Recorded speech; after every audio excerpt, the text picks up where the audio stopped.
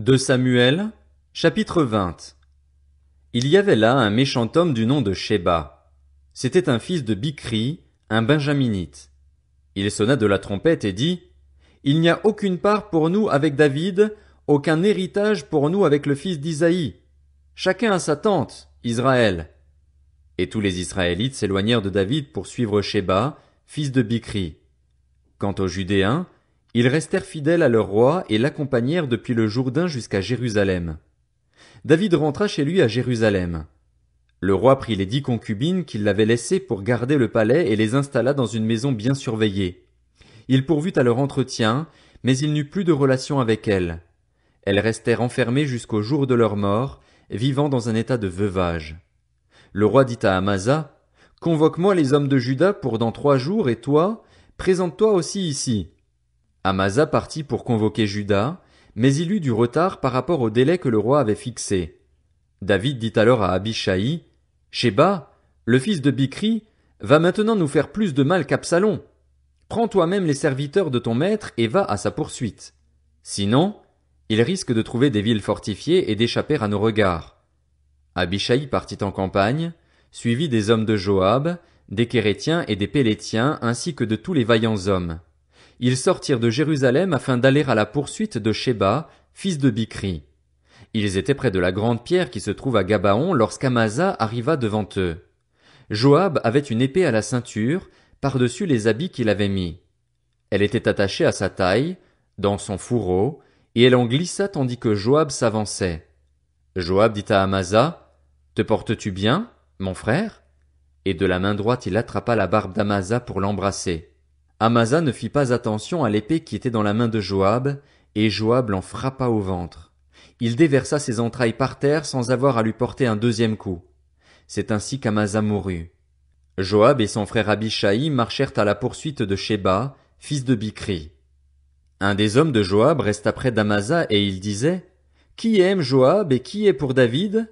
Qu'il suive Joab. Amasa se roulait dans le sang au milieu de la route.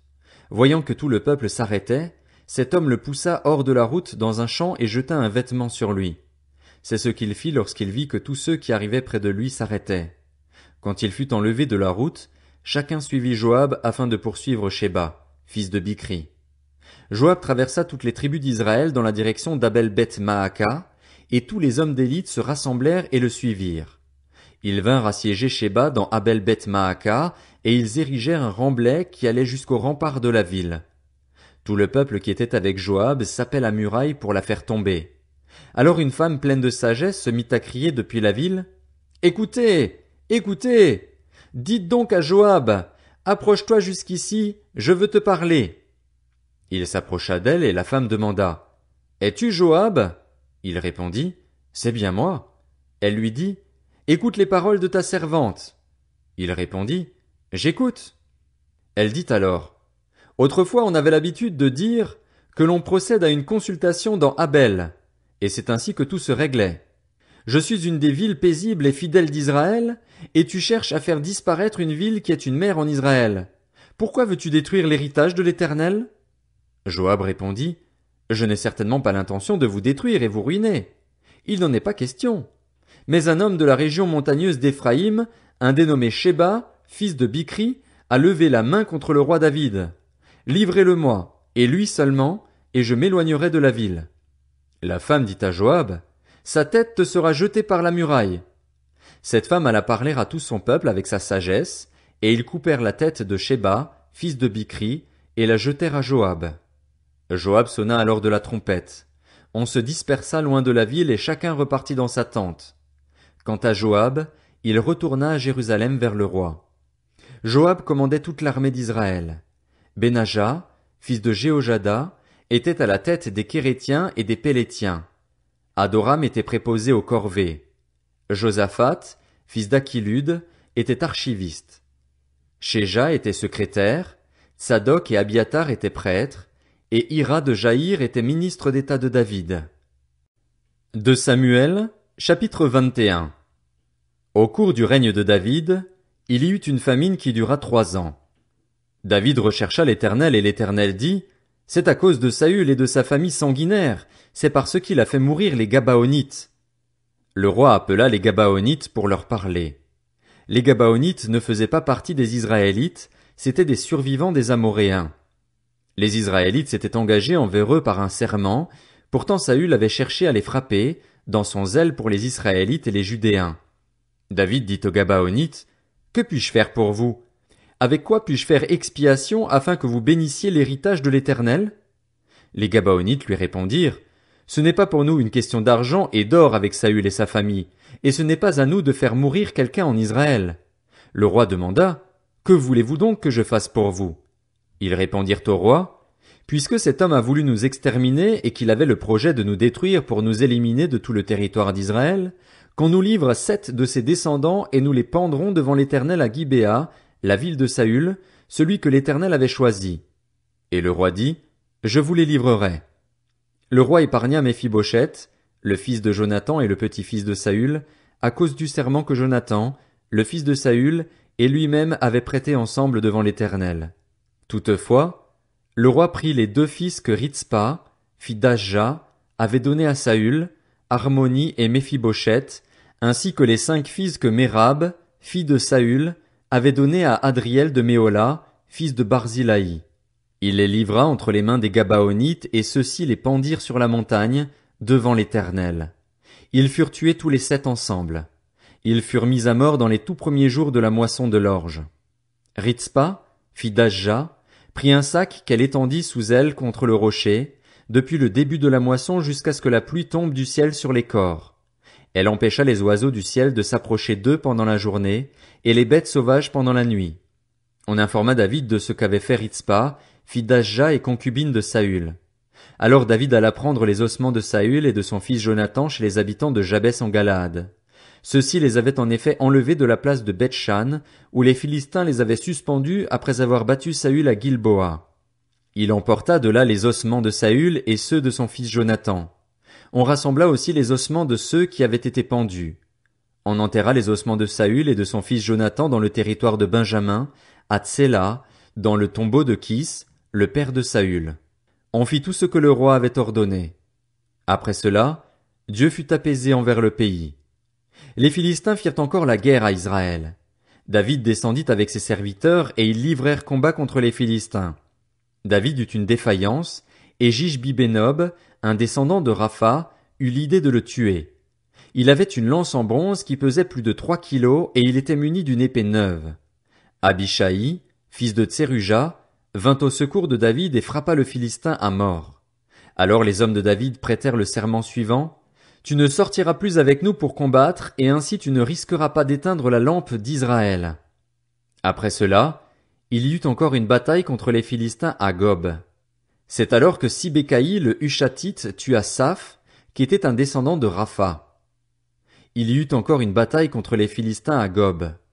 Elkanan, fils de Jaharé Orégim, originaire de Bethléem, y tua Goliath, un homme de Gath qui avait une lance dont le bois avait la grosseur d'un cylindre de métier à tisser. Il y eut encore une bataille à Gath. Il s'y trouva un homme de haute taille, qui avait 6 doigts à chaque main et à chaque pied, 24 en tout, et qui était aussi un descendant de Rapha. Il lança un défi à Israël, et Jonathan, fils de Shiméa, le frère de David, le tua. Ces 4 hommes étaient des descendants de Rapha qui habitaient à Gath. Ils tombèrent sous les coups de David et de ses serviteurs. 2 Samuel, chapitre 22. David adressa les paroles de ce chant à l'Éternel après qu'il l'eut délivré de tous ses ennemis et de Saül. Il dit, « L'Éternel est mon berger, ma forteresse, mon libérateur. Dieu est mon rocher où je trouve un abri, mon bouclier et la force qui me sauve, mon rempart et mon refuge. Mon sauveur, tu me garantis de la violence. Loué soit l'Éternel. Je crie à lui et je suis délivré de mes ennemis. Oui, les flots de la mort m'avaient enserré, et les torrents dévastateurs m'avaient épouvanté. Les liens du séjour des morts m'avaient entouré, les pièges de la mort m'avaient surpris. Dans ma détresse, j'ai fait appel à l'Éternel, j'ai appelé mon Dieu. De son palais, il a entendu ma voix, mon cri est parvenu à ses oreilles. La terre a été ébranlée, elle a tremblé, les fondements du ciel ont vacillé, ils ont été ébranlés, parce qu'il était irrité. Une fumée s'élevait de ses narines et un feu dévorant sortait de sa bouche, avec des charbons embrasés. Il a incliné le ciel et il est descendu, une épaisse nuée sous ses pieds. Il était monté sur un chérubin et il volait, il apparaissait monté sur les ailes du vent. Il faisait des ténèbres une tente autour de lui, c'était un amas d'eau, de sombres nuages.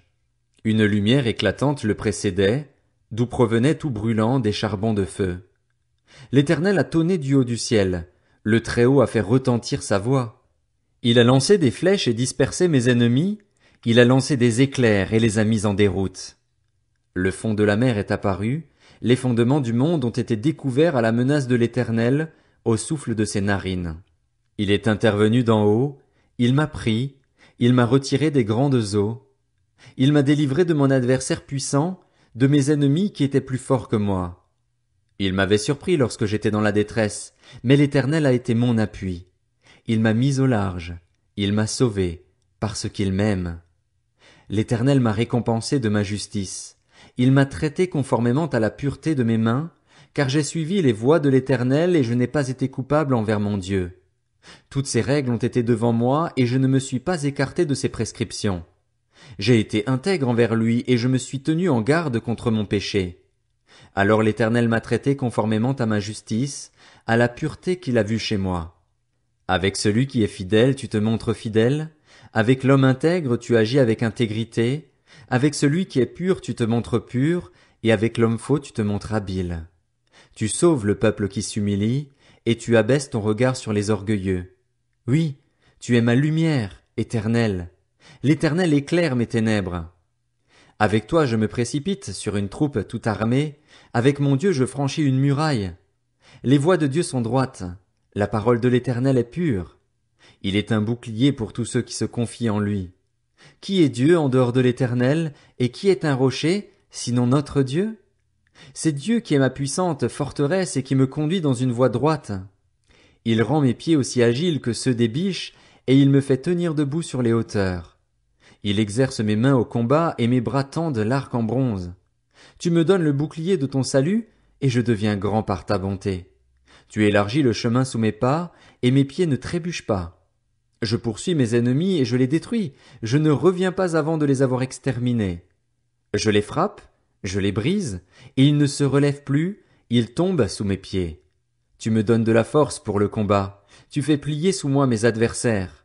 Tu mets mes ennemis en fuite devant moi, et je réduis au silence ceux qui me détestent.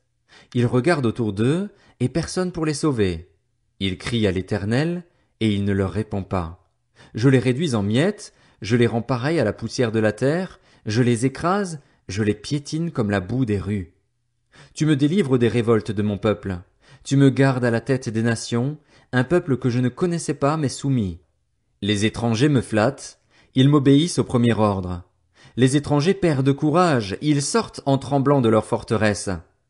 L'Éternel est vivant, béni soit mon rocher, que l'on dise la grandeur de Dieu, le rocher de mon salut. C'est le Dieu qui m'accorde la vengeance, qui m'asservit les peuples, qui me fait échapper à mes ennemis. Tu m'élèves au-dessus de mes adversaires, tu me sauves de l'homme violent. C'est pourquoi je te louerai parmi les nations, Éternel, et je chanterai à la gloire de ton nom. Il accorde de grandes délivrances à son roi, il agit avec bonté envers celui qu'il a désigné par onction, envers David et sa descendance, pour toujours.